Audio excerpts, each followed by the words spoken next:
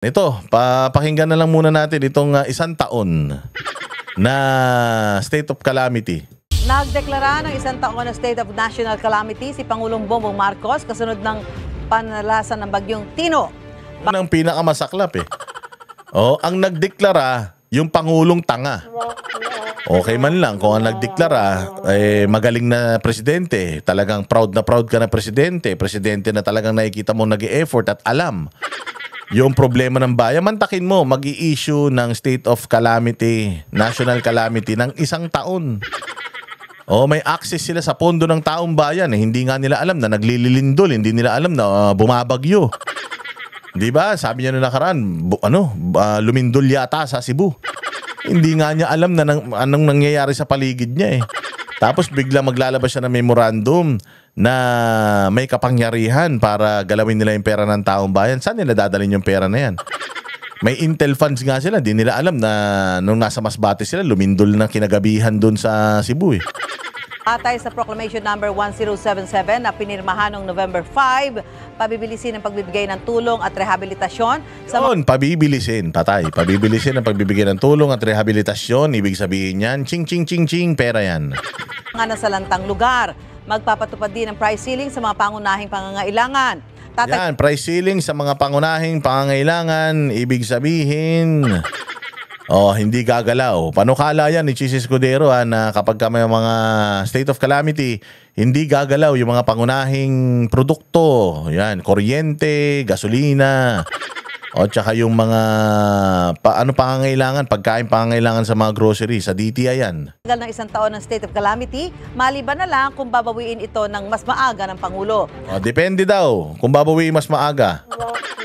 Baka babawiin yung pera babawiin nila yung mga ginasta nila. Alinsunod sa proklamasyon, nag-anunsyo ang Department of Energy ng price freeze sa presyo ng kerosene at liquefied petroleum gas o LPG hanggang November 21. Samantala, magbibigay ang Amerika ng $1 million o katumbas ng may... $1 million? $1 million ang ibinigay ng Amerika, walang hiya naman. Magkano lang yun? $1 million, parang ano lang yan Parang halos lang ni Tulpo yan, yung anak ni Tulpo bill lang niya yan sa party niya dyan sa Las Vegas imaginein mo, meron tayong 9 EDCA sites. Tapos ang sabi nila yung mga EDCA sites na yan tutulong sa atin para sa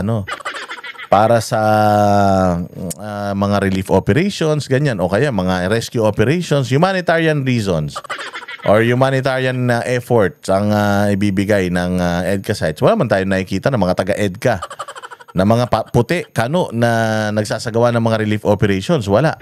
Nakita lang natin yung puti kanina sa balita na storm chaser.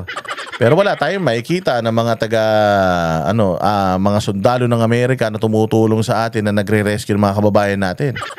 Wala rin tayong nakikita. Imaginein mo, 9 EDCA sites yung binigay natin sa kanila, tapos ang tulong na ibibigay nila sa atin $1 million lang. Well, sa bagay, miski naman ako kung ako si Donald Trump, wag nyo bibigyan mo $1 million lang.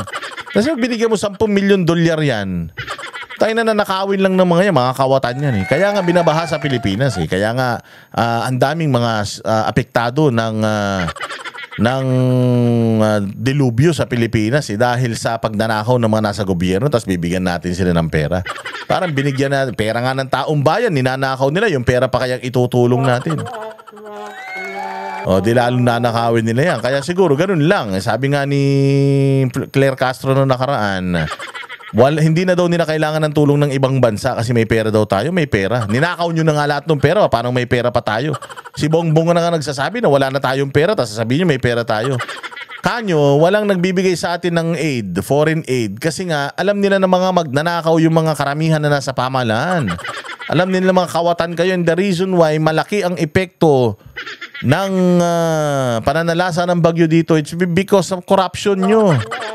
Kakapal ng mga pagmumukha nyo. Higit 58 million pesos bilang tulong sa mga 58 million? Wala yan. Saan makakarating yung 58 million? Ang daming dadaanan yan. Dadaan yan kay yung sa tumanggap. Sa tumanggap, yung mga tropa pits niya uunahin niya. Pababa ng pababa yan, pababa ng... Sabi ko nga sa inyo, yung spam. Pag namigay ka ng spam sa mga sa taong bayan, pagdating niyan sa taong bayan, 555 sardines na yan Nababawasan na nababawasan yan sa dami ng dinadaanan yan. Oo. Pag namigay ka ng 100,000 bawat tao, maniwala ka, 1,000 na lang makakarating dun sa dapat na makatanggap niyan kasi maraming kaltasan yan eh. O ito, $1 million na lang, kakaltasan nyo pa. Diyos mio. Lanta ng bagyo. Yan. Yan ang Banatero, walang inuurungan. Pag tama palakpakan, pag mali ay babanatan. Yan ang Banateros, boses ng ordinaryong Pilipino. Banateros ay walang makakaawan. Walang inuurungan, Banateros ay tinutulungan. Mga ordinaryong Pilipino, bawat mali tinututukan. Handang ituwid mga baliko, kasagutan sa tanong matino. Banateros ay hindi hihinto, sa tungkulin di mabibigo. Yan ang Banatero, walang inuurungan. Pag tama palakpakan, pag mali ay babanatan.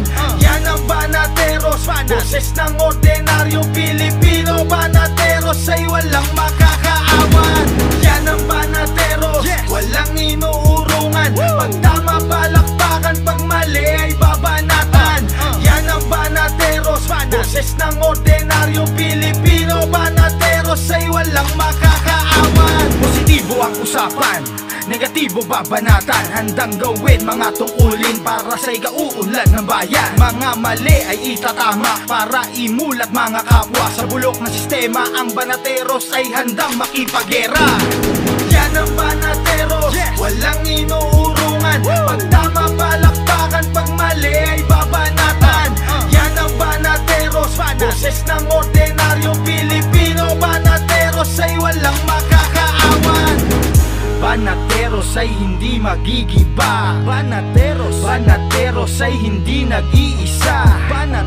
Banateros ay kami, walang iba. Banateros hanggang sa huli naming hininga.